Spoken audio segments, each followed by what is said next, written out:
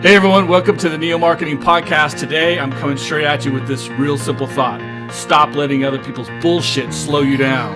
You are on a tear. Here we go, folks. Welcome to the Golden Group Neo Marketing Podcast, a bi-weekly discussion of modern business communication.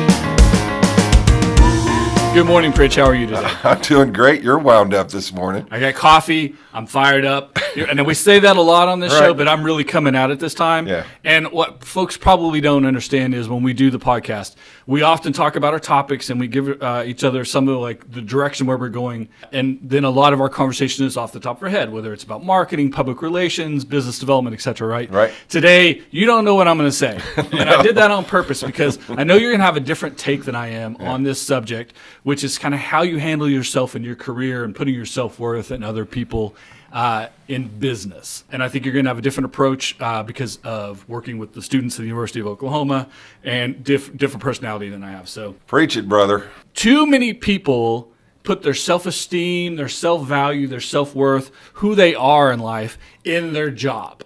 Whether they work for someone else or they own a business or an entrepreneur, an artist, musician, etc. Right? And it's good to have passion and to have drive and to kind of live and breathe what it is you do. Right. And hopefully you have a job that you can have that you don't hate your job, but you could say, hey, when I go to work every day, I'm really invested in what I do, right? Right. Changing the world, all that happy stuff. Sure. Too many times, though, it's too much. People put too much of their personal pride and self-esteem in their job. And the problem with that is you can lose a job. Right. And part of a career journey is you're going to have highs and lows. You're going to have ups and downs, right? You're going to have successes and failures. And we always talk about learning from your failures, right? And right. Failure is not a failure unless you completely stop doing something. But what happens along the way is you have to deal with other people. Oh, yeah. It's kind of what we have to do Right. in this world. And human beings are flawed creatures in general. Oh, say it isn't so. No, it's true. You could be doing the best you can do. You could be a great asset. You could be a great employee. You could be a great boss, whatever your situation is. And you could still have people in your scenario screw things up for you Right. for their own personal reasons because they don't know any better, ignorance, lack of experience, literally trying to sabotage you because they want your job, etc. Right. Most people after a certain age, let's say 40 or 30, somewhere in that range, have gotten a job, lost a job because they deserved to or they didn't, got fired from a job, whether they deserve it or not, didn't get a job they wanted, rightfully so or not, right? Right. Because life's not fair. Right.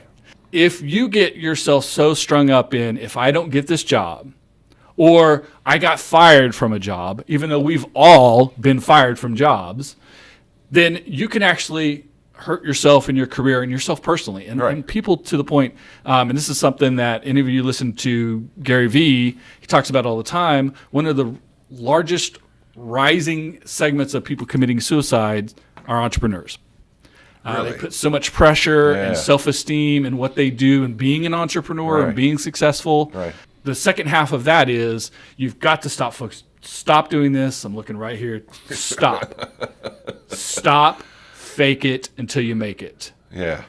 Don't do it. Yeah. I hate that phrase. First of all, don't lie to people and be dishonest. Right. Build on things. If there's something you don't know, you can tell people it's okay. I don't know. I'll go find out, or I'll put someone in place, or I'll find a collaborator that can bring that to Right. the situation. Exactly. So admit when you don't know, but that you can bring a solution. That's number one. Number two, stop taking money from people when you don't know what the hell you're doing. Oh. When you fake it till you make it with other people's money, Right. it sounds easy and fun, but that's what puts you in those pressurized situations Right. that pushes people to a point that they literally consider or go through with suicide. Well, we talk about this all the time, but it's ethically improper. Yes. Ethics, number one, but your self-esteem and self-value has to come first, too. And if you Right. have to lie to someone, if you have to tell them you can do something you can't, Right. Or create a situation that isn't equitable for everyone involved, that puts you in this hole, Yeah. you're doing that to yourself. Right. And so you take the short money, the short success, but in the long term, you put yourself in a bad situation. And so if you look at not getting a job, getting fired, not getting funding, not getting to do something you want to do, not being your own boss, having to go work a day job maybe that you're not as excited about in a short term, and you don't focus on what the long-term potential of it can be, then you hold yourself back. You build a wall. You let other people's bullshit hold you down. Right. And it typically is bullshit. There are a lot of reasons why people don't get their dream job. And the person who gets it, you hear this people all the time, right? Oh, I didn't get that job, but the person who got it, they don't know what they're doing. What the crap is that, right? Right. It's because there's so many other factors than the best person for the job. Right.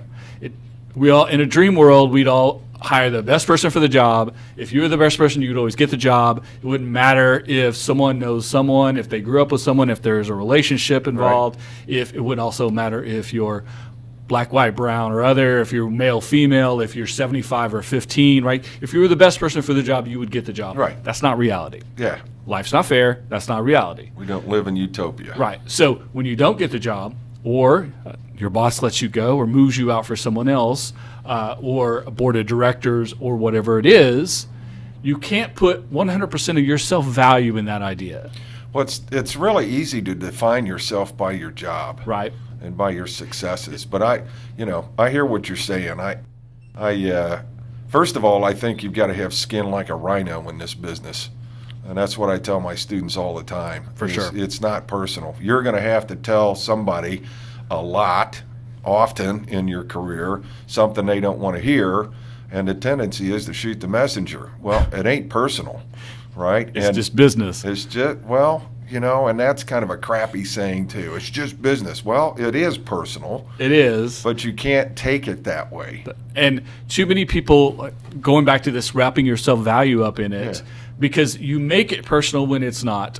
And the other entities involved, your boss, your employees, whoever it is in the situation, they don't see it the same way you do because they see it from their point of view. Right. Which is why Everybody's you got can't get perspective. wrapped up in what you are and who you are in what they are providing. Yeah, exactly so. So, Pritch, I'm sure you have a completely different scenario when you're talking to the students at the University of Oklahoma, whether they're freshmen through seniors, about what the real world is, how you can go about getting these jobs. You want to encourage them, right? But you don't want them to get completely stifled by the idea of not getting a job. It kills their self-worth, right? Right, absolutely, and their self-confidence as well. I've had a couple of colleagues that have kind of been vicious at times with the students, and I used to be offended by that because life's too short. You don't need to put up with that bullshit. Sure.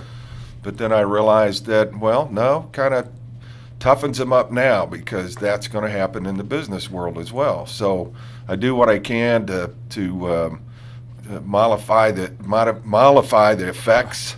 That's easy for me to say, right? No, so that it's not quite as painful.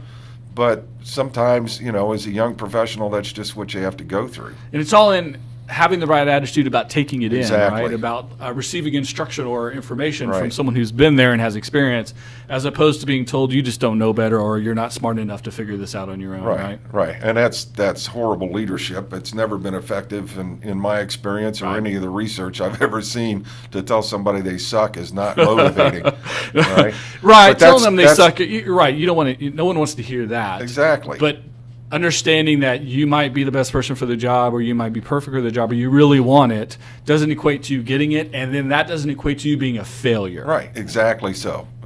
Because as you pointed out, there are an awful lot of factors. Right. Which brings us back to the primary advice I give the students, and that is skin like a rhino. There you go. You can't take it personally. It helps. And a short memory. And a short memory. That's something that sports announcers say a lot when we're watching the Thunder game, right? They talk about you got to have a short memory. You went down and you missed a couple of shots. Right. Well, there's 3 or 4 more quarters left in the game. You got to have to take some more shots. Right, exactly. You can't have it in your head, oh, crap, I'm going to miss. Right. You got to go take your next shot. It definitely have that affects short your memory. performance. Right. The second half of this equation. Yeah. So first off, don't let other people's bullshit hold you down. Exactly. That's number one. We started with that. We led with that. Here's the second half of it. Don't let your own personal bullshit hold you back too.